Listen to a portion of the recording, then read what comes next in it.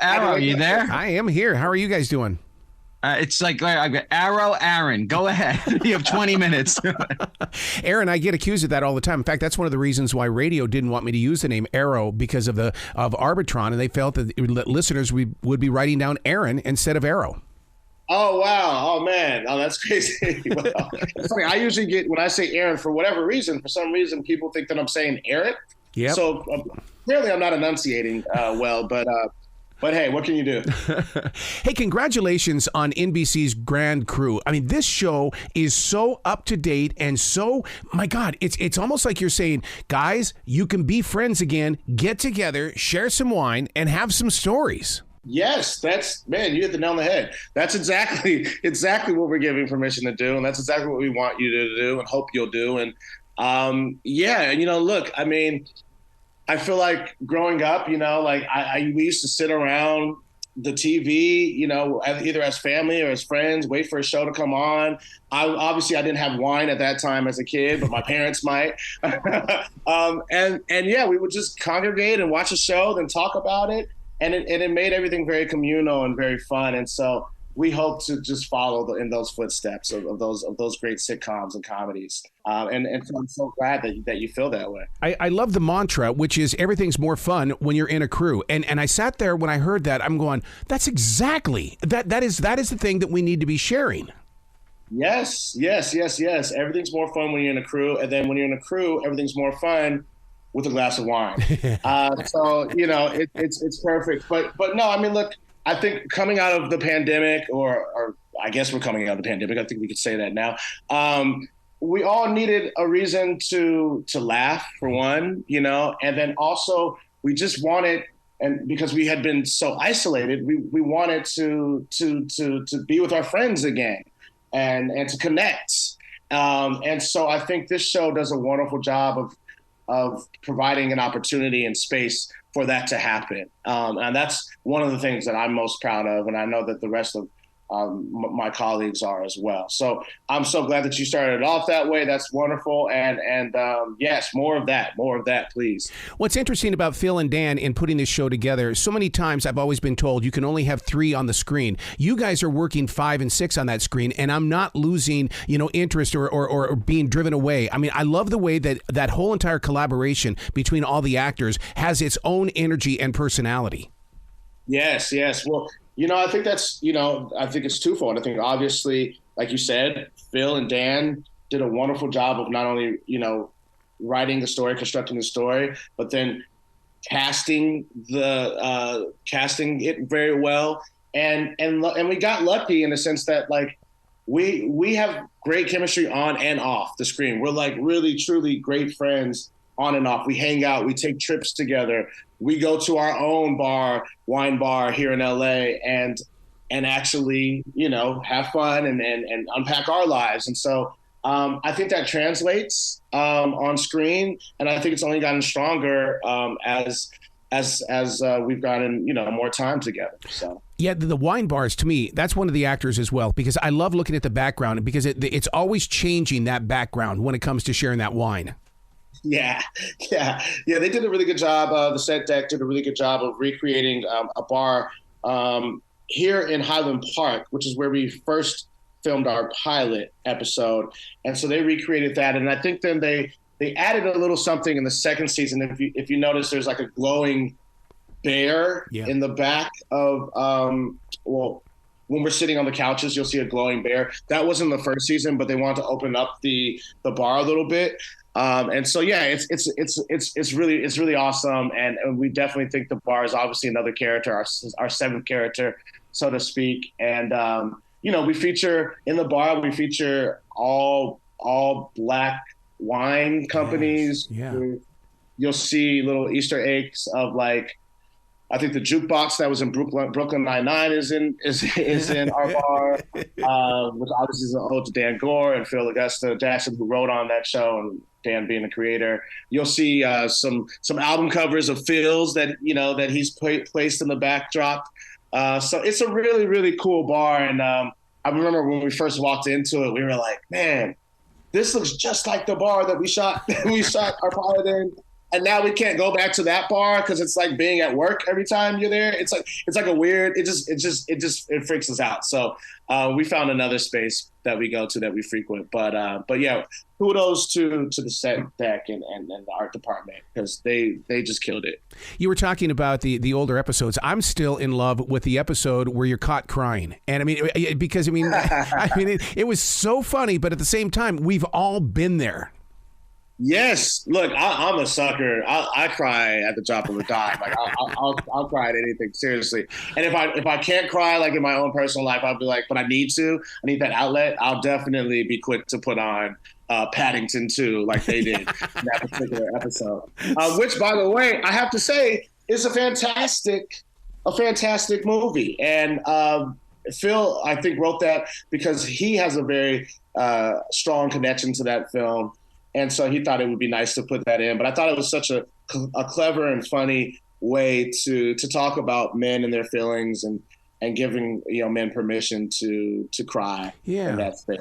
Yeah, and you feel like you're just part of the gang. I feel like I'm sitting there drinking wine. In fact, I've read that viewers are having wine parties while they're watching the show. Yes, I have read that. I've heard that. I've been stopped on the street and people have told me so, which just makes me so happy. It makes me so happy. Truly, it really does. So I'm thrilled. I'm thrilled to hear that. We're all thrilled to hear that. Well, somewhere along the line, there's got to be a specialized wine that's just called Grand Cru because, I mean, it's such an automatic. Yes. No, you know what's so funny is my sister-in-law, she said that she works in marketing. She was like, you guys, this is during the first season. She's like, you guys definitely got to figure that out. You got to figure that out. And so what we did this season as a wrap gift, the cast, I'm letting you in on a little secret, is that we gifted our crew with wine bottles. They were wine bottles with like Grand Cru as the label. And so they're like little caricatures of all the characters' faces. Wow. On the bottle. It's really cool, and I think it was well received. But I'm looking at it right now, actually, as I talk to you. It's a really, really cool image that a friend of Nicole Byer did for us. So anyway, shout out to that. But yes, I would absolutely love for that to happen.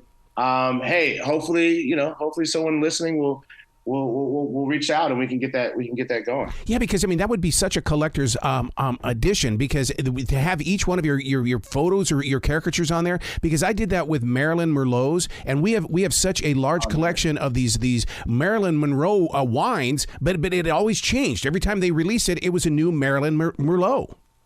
Oh, nice, lovely. I love that. Yeah, that's cool. I think at one point we did like an FYC event and.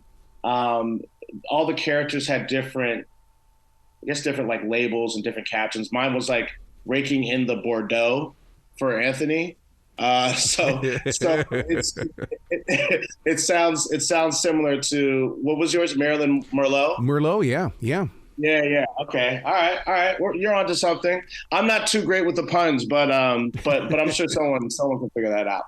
You know, it shows like this on NBC that it's going to be around for 25, 30 years. Are you prepared mentally and physically for we're going back to a season 1 in 25 years to watch you grow up again?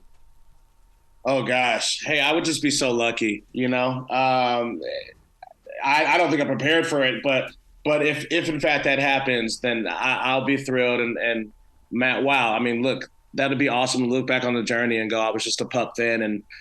And now I'm not so much of a pup. But what an incredible ride it's been. Yeah. I mean, hey, that would be awesome. Well, the quality of the show has that impact of, that even though we're going to see episodes 5 and 6 times, we're going to go back and rewatch them again and again. And that says a lot about the writing as well as the actors, because no matter how old you are in the scene or how old the show is, we're still going to watch it. Hey, thank you for saying so. Yeah, I love that. I love that.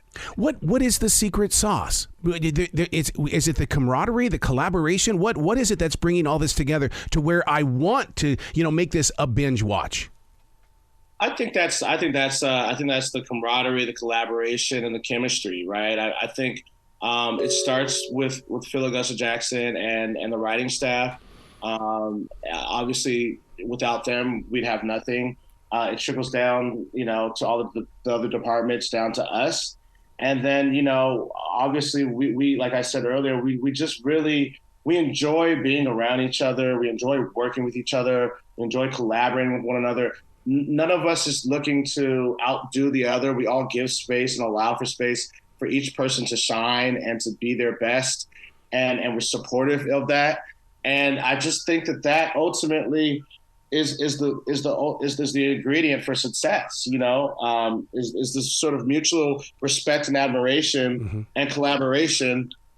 And then hopefully the audience gets as excited about it as we are, I think that's what I've come to sort of pinpoint, for myself. The fashion on the show is unbelievable because it shows dress up and you can still dress down and still look good. I mean, that's the thing about it is I love what everybody is wearing. Oh, thank you. Yes. I mean, we've had some amazing costume designers from Queen Sylvia to Reiko. And, they both, like you said, they've been able to sort of identify each character's particular look and really lean into that and showcase it. And I agree that everyone is very distinctive in their fashion, and that's not an easy task for a costume designer. But I agree. I think they've done a wonderful job, and I'm sure as the seasons keep going and that budget keeps growing, the fashion will get even better. Yeah, because you know how we fans are. We sit there and we identify the clothes you're wearing, and then when you wear something different, we're going to be talking about it on social media, going, "I can't believe Anthony was wearing that today." Are you kidding me? For sure. But hey, at the end of the day, so long as we're in conversation, it's all good. It's all. You coming from the theater, being out there with that live audience, because you have to project to hit that top row up there. What is it like for you to be on that flat screen where the inflection and stuff has to be more conversational and the microphone's going to pick you up no matter what? Yeah. A funny story, real quick. I remember I was doing, I think, Aquarius. I was shooting Aquarius, and I was doing the scene. I was playing a cop, and the company comes in, and I'm like, yeah, so the victim, blah blah, and he's like, and they're like, cut. And the director comes over, and at the time I'd been doing just a lot of theater, and so I knew better, but I just didn't make that switch. And so the director comes over to me and he goes, "Hey, Aaron, look, man, we love what you're doing, but you just got to remember, like, hey, he's right there. Just have a conversation with him. Just talk to him." And I went, yeah, of course, duh, and so it always stuck with me. So now, obviously, whenever I'm doing TV or film, like you said, it's just more distilled, and it's just more conversational, and I really enjoy just being able to just sit there with my friends and just talk, and just go through it. But yeah, it can be an adjustment. And funny enough, I definitely had to remind myself. I have to remind myself of that one story on the set of Aquarius. Every time I come to set, I think of that to make sure that I'm dropped in. But it's a lot of fun. I actually really, really enjoy TV and film as well. One of the things, radio people have done the same thing, going from being on the radio to creating podcasts, is that, you don't have to talk like a disc jockey on a podcast. Just be a human being. You're sitting in the car with somebody. Right, for sure. Absolutely. That's exactly right. Yeah, you the camera picks up everything. So yes. If you go too big, too large, people in the audience are like, what is he doing? What's going on? Same with the inflection, the voice. It's like, that doesn't ring true. We see it, so it's kind of comforting because it's like less is more. Yeah. Less is definitely more in that regard. Who is Anthony in Aaron's heart? And do you feel that Aaron gets to have a speaking voice while being Anthony? Oh, wow. Well, look, I think Anthony, for me, he represents just a part of me that is just very like ambitious and wants to succeed.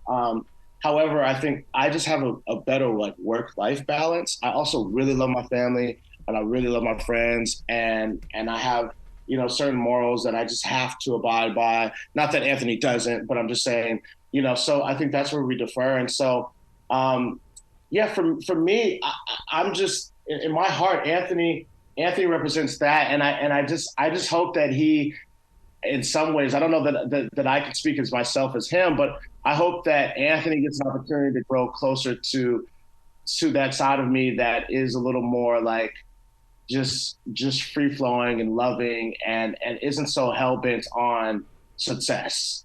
So in many ways, I think I hope Anthony comes closer to me Yeah. in that sense. You know, and I think he'll just be so much more happy in the end if he does. So, you know, we'll see where his journey takes him. But wow. But yeah, that's what I want for Anthony. Aaron, you got to come back to this show anytime in the future. The door is always going to be open for you. And the next time, we've got to sit here with a glass of wine because I have a feeling we would go in a completely different direction on some questions. Oh, you're probably right. Yes, absolutely. And I would love to do that. And you know what? Next time I'll come back with a Grand Cru bottle of wine. How about that? I love it, man. That open. Well, you be brilliant today, okay, sir? Thank you. You as well. This has been a pleasure, Arrow. Thank you, sir.